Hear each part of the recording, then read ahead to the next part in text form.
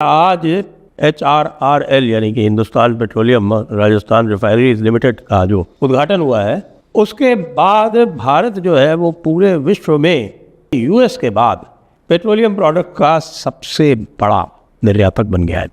India super power बनने के ख्वाब देख रहे हैं और यहाँ पे हम लोग कर्जे मांग रहे हैं भिखारियों की तरह।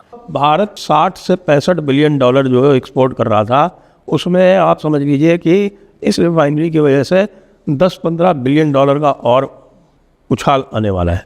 भारत को सफारती कामयाबी एक मिली है और वो सफारती कामयाबी पाकिस्तान के लिए नाकामी है।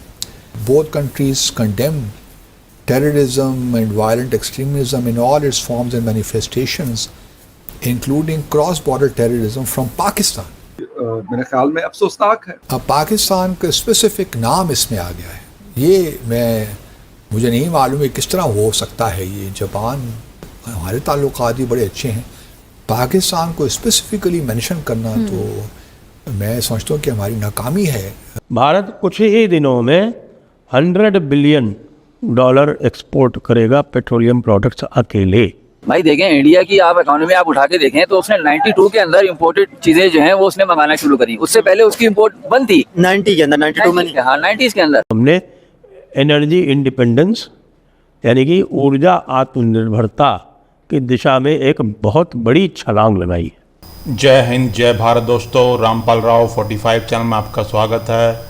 तो भारत सेकंड लार्जेस्ट एक्सपोर्टर बन गया है रिफाइंड पेट्रोलियम में विश्व में, और भारत से पहले यूनाइटेड स्टेट है। और भारत 70 से 85 बिलियन डॉलर का एक्सपोर्ट करता है एनुअल, और यूनाइटेड स्टेट करता है 115 से 117। और भारत के पास 30 से 35 ऑयल रिफाइनरीज हैं। और भारत के पास जो गुजरात में जामनगर में ऑयल रिफाइनरी है वो विश्व में एक लौती ऑयल रिफाइनरी है जो किसी भी क्रूड ऑयल को साफ कर देती है। ऐसी रिफाइनरी ना चाइना के पास है ना अमेरिका के पास है। तो भारत क्रूड ऑयल इंपोर्ट करता है और फिर उसको एक्सपोर्ट करता है, उसमें भी भारत बिलियंस ऑफ डॉलर्स कमा रहा है। तो भारत का लक्ष्य है जल्द ही 100 बिलियन डॉलर को टारगेट को लक्ष्य को पूरा करना, और भारत आगे बढ़ रहा है। और आज मोदी जी ने राजस्थान में ऑयल रिफाइनरी का उद्घाटन किया है, HRRL का। ये भारत की second most complex refinery structure है जो कैसे भी क्रूड ऑयल को साफ कर देगी। और भारत तो रशिया से क्रूड ऑयल लेके रशिया को ही बेच रहा है। तो भारत बिलियंस ऑफ डॉलर्स कमा रहा है क्रूड ऑयल को साफ करके, और इसलिए भारत ऑयल रिफाइनरीज लगा रहा है। ये आज 15 में जो HRRL यानी कि Hindustan petroleum Rajasthan refineries limited का जो उद्घाटन हुआ है, उसके बाद भारत जो है वो पूरे विश्व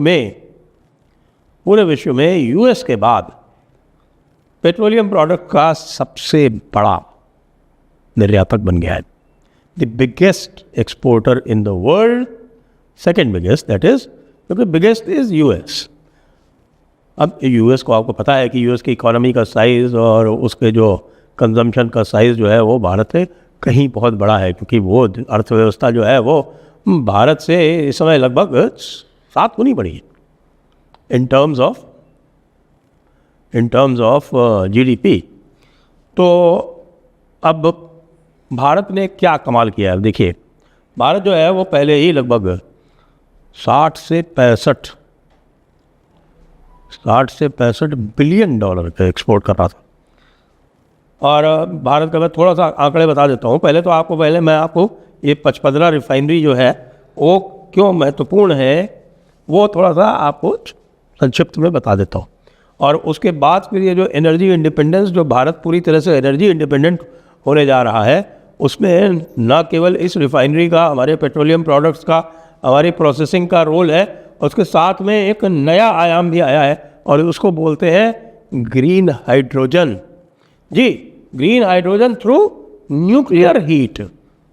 वो एक नया ही प्रोसेस जो है वो भारत ने पूरे विश्व में, भारत पहला बन गया है जो उसने किया है, और उसके कारण हम पूरी तरह से अब एनर्जी इंडिपेंडेंस की तरफ बढ़ रहे हैं। साथ में आपको पता है कि हमारे पास फिर पेट्रोलियम के बहुत बड़ी रिजर्व्स भी निकलने वाले हैं, रेयर अर्थ्स के भी हैं।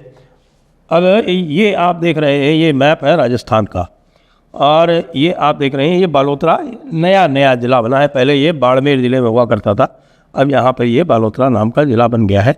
यहाँ पर है ये पचपदरा, इस जगह का नाम है पचपदरा। और पचपदरा बालोतरा इस वक्त जो है वो लगभग एक प्रकार से ट्विन टाउन्स ही बन गए हैं। तो ये पचपदरा में ये रिफाइनरी आई है। पहले यहाँ पे सॉल्ट पैंस हुआ करते थे और पचपदरा सॉल्ट डिपो नाम का एक रेलवे स्टेशन भी हुआ करता था, लेकिन धीरे धीरे जैसे सी सॉल्ट जो है वो बढ़ता गया तो ये इस प्रकार का जो ये डेजर्ट सॉल्ट पैंस जो है ये थोड़े से महंगे हो गए, तो फिर वो बेकार हो गए। तो वो पूरा जो पचपदरा सॉल्ट डिपो का वो जो क्षेत्र है वो खाली पड़ा हुआ था, हजारों एकड़, तो उसका उपयोग लिया गया। 15 वर्ष के विलम्ब के बाद में ये प्रोजेक्ट आया है और इसकी जो कैपेसिटी है वो है 9 मिलियन टन्स पर एनम। हम 9 मिलियन टन्स पर एनम से आप ये समझ जाइए कि हमारे यहाँ जो रिफाइनिंग कैपेसिटी है, हमारे यहाँ तो 30-35 करीब रिफाइनरीज हैं और जो टोटल रिफाइनिंग कैपेसिटी है वो है लगभग 300 मिलियन मेट्रिक टन। 300 से थोड़ा सा कम है, 300 मिलियन मेट्रिक टन। और हमारा जो कंजम्पशन है वो 230-240। बाकी क्या होता है, बाकी हम करते हैं एक्सपोर्ट। और हमारी एडवांटेज क्या है इसमें सबसे बड़ी? हाँ, हमारी एडवांटेज ये है कि हमारे पास बहुत ही एडवांस्ड रिफाइनरीज हैं। जैसे ये देखिए, ये जामनगर की रिफाइनरी है। यहाँ पर ये जो जामनगर की रिफाइनरी है ये पूरे विश्व में सबसे बड़ा पेट्रोकेमिकल कॉम्प्लेक्स है पूरे विश्व में, और ये लगभग 35 मिलियन मेट्रिक टन जो है वो देश के लिए और इतना ही करीब विदेश के लिए प्रोसेस करता है। और इसका एक सूचकांक होता है, उसको बोलते हैं नेल्सन इंडेक्स। तो इसका जो नेल्सन इंडेक्स है जामनगर का वो कितना है? 21.1। ये पूरे विश्व में हाईएस्ट है, पूरे विश्व में सबसे बड़ा।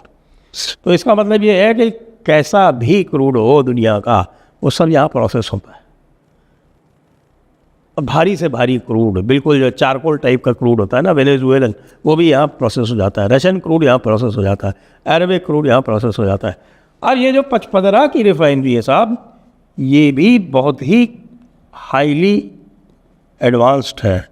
तो भारत अब दुनिया का चौथा सबसे बड़ा रिफाइनरी क्षमता वाला देश बन गया है। तो भारत में यूएई भी इन्वेस्टमेंट करेगा, वो अपना क्रूड ऑयल भारत में रखेगा और वो भारत को पैसे भी देगा। जो ऑयल का ग्लोबल क्राइसिस हुआ था उसमें भारत की रिफाइनरी क्षमता में निरंतर बढ़ोतरी और ईंधन आपूर्ति के वजह से ही भारत वैश्विक ऊर्जा संकट का मजबूती से सामना करने में सफल रहा है। तो भारत आगे बढ़ रहा है तेजी से। तो वीडियो देखने के लिए बहुत धन्यवाद। चैनल सब्सक्राइब जरूर कर दीजिएगा।